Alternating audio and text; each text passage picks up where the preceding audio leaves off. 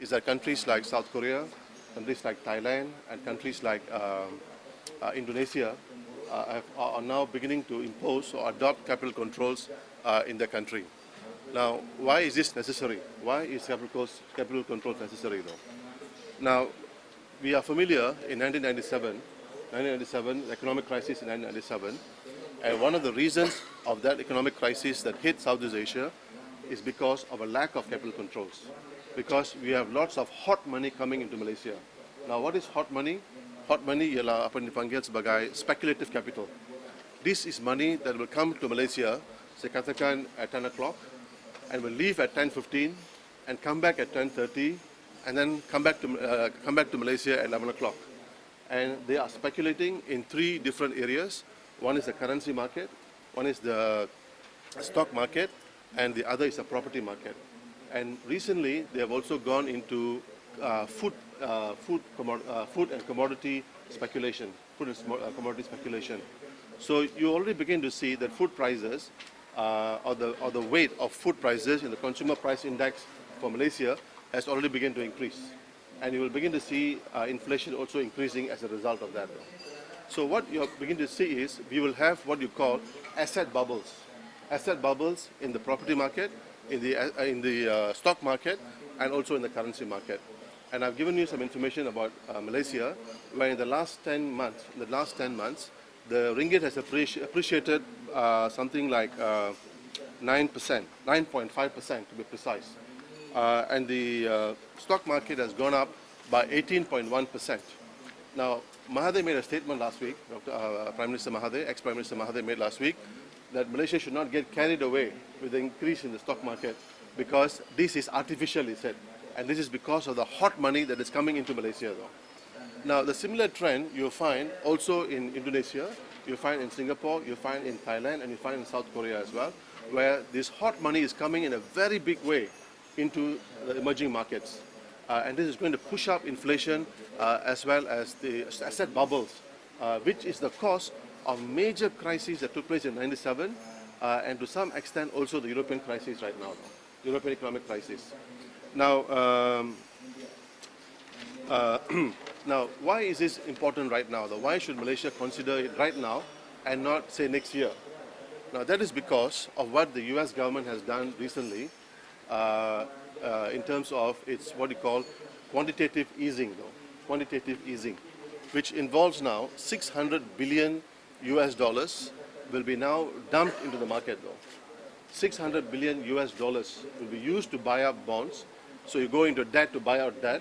But this money is going to flow into our markets in the next 8 months. In the next 7-8 months, it is going to flow into the emerging markets of Southeast Asia. So if it emerges, if the money comes in the way it is coming right now, then you will see a major surge in the property, property as well as your currency, as well as your stock market, including your food, including your oil as well, though. So therefore, Malaysia has to do something in order to control such movements, because when the money is coming in, it's fine, it all looks nice. But when it leaves, it will leave a whole lot of destruction along the way, though, where thousands of people will be unemployed, thousands of small and medium industries will close shop, and so on and so forth. So therefore, the regulation cannot be done next year or towards the end of the crisis or beginning of a crisis, but must be put in place right now, like what you already have in in Korea, in Indonesia, in Brazil, in China, as well as in Thailand, though. So all emerging economies are now putting in place some kind of currency control.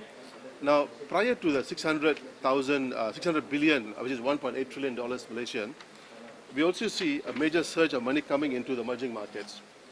In 2009, only $9 billion US dollars came into the emerging markets.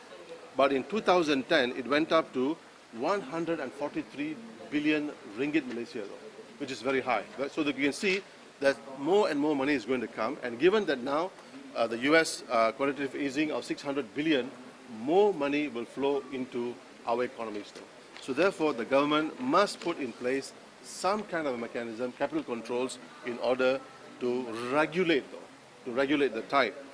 Now, Malaysia's concern is this, Malaysia's concern is this, and I can understand where they're coming from.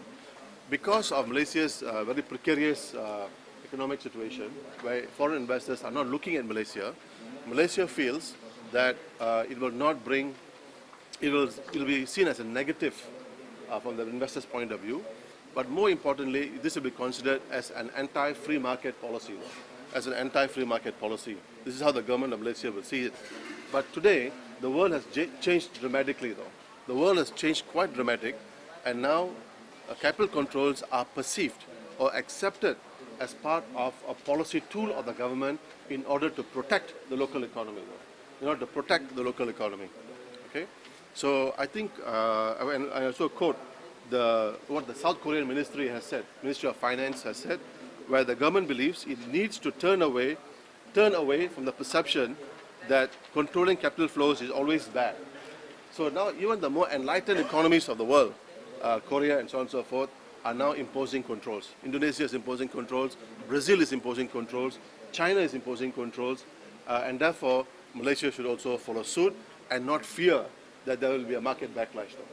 Because if ever there's a market backlash, the price is very heavy though. And we saw that in '97.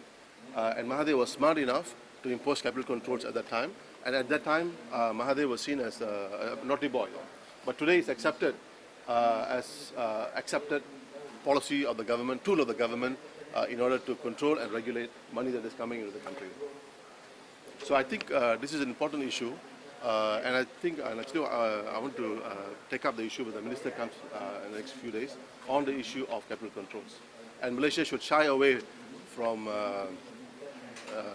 from feeling that the investors will be upset if currency controls are imposed on. And it's no longer considered as anti-free market. It is necessary to protect our local industry, right?